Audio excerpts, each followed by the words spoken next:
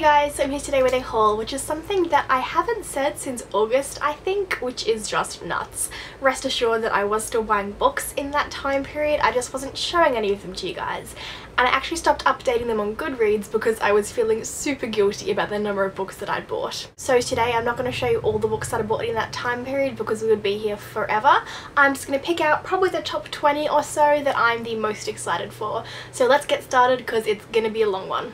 So the first two are two books which I know that lots of people just love, so that's Insurgent and Allegiant by Veronica Roth. I listened to Divergent on audiobook last year and thought it was okay, but was told that Insurgent was way better. I've been trying to listen to Insurgent on the same audiobook read by the same girl for what feels like months now, and I'm just not getting anywhere. I keep getting distracted when I'm listening to it and I'm having an embarrassingly hard time following the plot, and I just feel like if I keep reading it like that, I'm not going to enjoy it at all. I know that Divergent is some people's absolute favourite series and I want to give myself the best chance of enjoying it as possible, so I bought these two books. I'm going to start reading Insurgent from where I was up to in the audiobook, and then hopefully if I like that one I can go on to finish Allegiant and understand what all the hype is about. I also really like these covers. I thought they might be the movie covers because they've got a little movie note up the top here, but I bought them from Dimmicks and the sticker on the back actually said that these were the adult editions, which I don't really understand for a young adult series like Divergent, but I think they're really pretty, so I'm not complaining. I also bought this little stack of other YA books. The First Third by Will Kostakis. I've been wanting this one for months after I read a little preview of it on the Penguin Teens Facebook page. I don't understand why more publishers don't do that thing where they release the first chapter or two, because I am way more likely to take a risk on a book if I've read the first couple of chapters. I have read this one and I wrote a sort of reviewy-ish thing on Goodreads, which I will link down below if you want to know what I thought about this one. I also bought Beauty Queens by Libba Bray, which was a big risk for me because the ratings people tend to give it tend to be all over the place, but I've also read this one already and I quite enjoyed it, and I'll be talking more about this one in a wrap-up eventually. The Key to the Golden Firebird by Maureen Johnson, which Hotkey Books were lovely enough to send to me, and I haven't read this one yet and I'm feeling super guilty about it. I promise I did start it. See, I've read a little bit of it, I just haven't finished it. But I am taking it away with me, so I will definitely be finishing this one this year. Go Ask Alice, which is supposed to be the most preachy book of all time, but I got it for like $3 and it's really short, so I figure if I hate it, I didn't really waste that much on it. And my last YA book is Warm Bodies by Isaac Marion. This one is a film cover, which makes me shudder, but again it was really cheap, and now that people have finally stopped talking about this one, I'm hoping I might be able to read it and actually enjoy it. As well as those YA books, I also got this middle grade book. This one is The Girl Who Circumnavigated Fairyland in a Ship of Her Own Making by Catherine M. Valente. I know that every booktuber who likes middle grade as much as I do really likes this book, so I thought I couldn't miss out on this one too much longer. I also got myself as a graduation gift the majority of the Puffin hardback series, those cute little classics, but I've actually packed those to take with me when I move, and I'm leaving tomorrow, so I'm not super keen to unpack them. But I will show you guys those ones when I get set up and can show you the books that I took with me. Also, I'm moving tomorrow. Yeah, that's a thing I don't know if I mentioned. I also bought quite a stack of adult fiction because it's something that I'm trying to branch out into a little bit more. The first two I got were Chuck Palahniuk books, so I got Damned and then Fight Club. I think I'm finally ready to read Palahniuk again after I was scarred when I was about 12 when I accidentally read Guts. I'm hoping 10 years is a long enough healing time, but if you've read Guts, I'm sure you can understand. The Good Man Jesus and the Scoundrel Christ by Philip Pullman, which I got for no other reason than I've heard it's pretty good and I think it's an awesome title. The Stepford Wives by Ira Levin, which is the book behind both of the movies with this name, neither of which I've seen, but I did read this one last year and I mentioned it in a wrap-up, which I will link down below. I finished reading The Virgin Suicides by Jeffrey Jennings at the start of this year.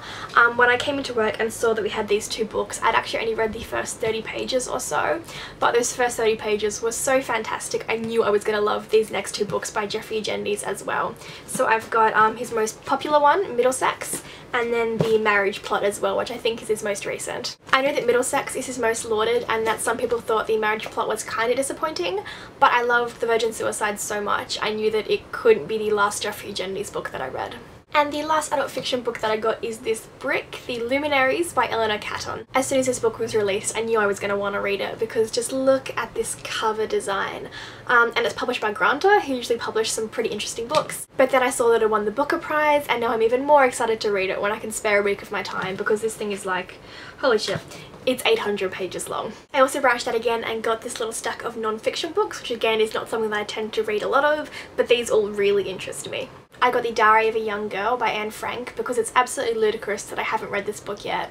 I think it's definitely time that I do, and I think these modern classic penguins are just gorgeous. From a beautiful cover to another tie-in cover, this one is Orange is the New Black, My Time in Women's Prison by Piper Kerman. I have never recommended a show as enthusiastically and widely as I've recommended Orange is the New Black, but it's absolutely phenomenal, and if you haven't watched it and you aren't too weak-stomached, I would definitely recommend that you watch it as soon as possible, and then join me in the excruciating wait for season 2. Anyway, this is the non-fiction book behind the show. I have a feeling that I'm going to find Piper's incredibly privileged and whiny perspective a little bit irritating if the show is anything to go on, but I'm really interested in prison culture in general, and I think I can put up with some whiny white girl in exchange for the rest of the characters. Kinda sorta related to Orange is the New Black, Murder in Mississippi by John Safran is a true crime book. John Safran is one of my favourite people on the planet. I listen to his podcast every week, and he was the one who really inspired that interest in me for subcultures and all the weird and wonderful things that people do and believe. So when I found out that he was writing a true crime book about the murder of a white supremacist, I knew I was going to love this. The only reason I haven't got around to reading this one yet is that it's pretty chunky and I just don't have the attention span for it at the moment, but soon. I finally caved in after literally months of looking at all the books on the Folio Society website and just drooling over them, and I bought 2 of them, but both of these were on sale, so I actually only paid $35 plus postage for both of them, which is amazingly cheap considering the quality that they are. This first one is On the Map by Simon Garfield. He also wrote Just My Type, the book about typography, and this one is obviously about cartography, which is something that I'm definitely interested in knowing more about. And the second one is The Blind Watchmaker by Richard Dawkins, which is about DNA. This one comes in this gorgeous gold slipcover, and the front cover has this double helix in the same gold, and then the end papers are gold too. This one is just a beautifully made book. I almost don't want to read it because it's so shiny and pretty, I don't want to ruin it. And I just found another 3 books which I wanted to show you, which I completely forgot about buying, which is probably not the best sign. I got these ones from a beautiful independent bookstore when I was on prac called the Dust Jacket, so if you're in northern New South Wales, hit it up.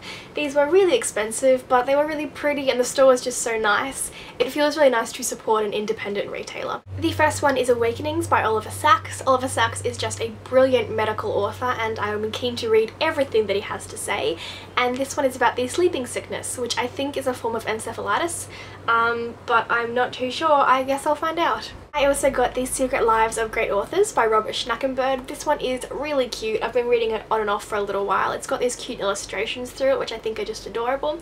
It's basically just got a couple of pages about a bunch of really famous authors talking about the weirder parts of their life. It is a little comforting to know that the most brilliant minds of past generations were super weird people, although, spoiler alert, every author you love, they're racist as shit. And the last book that I bought from the Dust Jacket is this copy of Lord of the Flies by William Golding.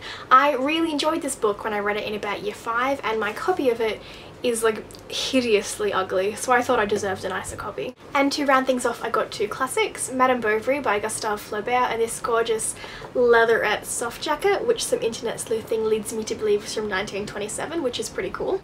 And Uncle Tom's Cabin by Harriet Beecher Stowe. That was quite a journey. Thank you for getting through that. Let me know in the comments below if you liked and have read any of the books that I've got, or you didn't like them, because as you can see I've got quite a pile to get through and I'd like to prioritise which ones people thought were really worth my time.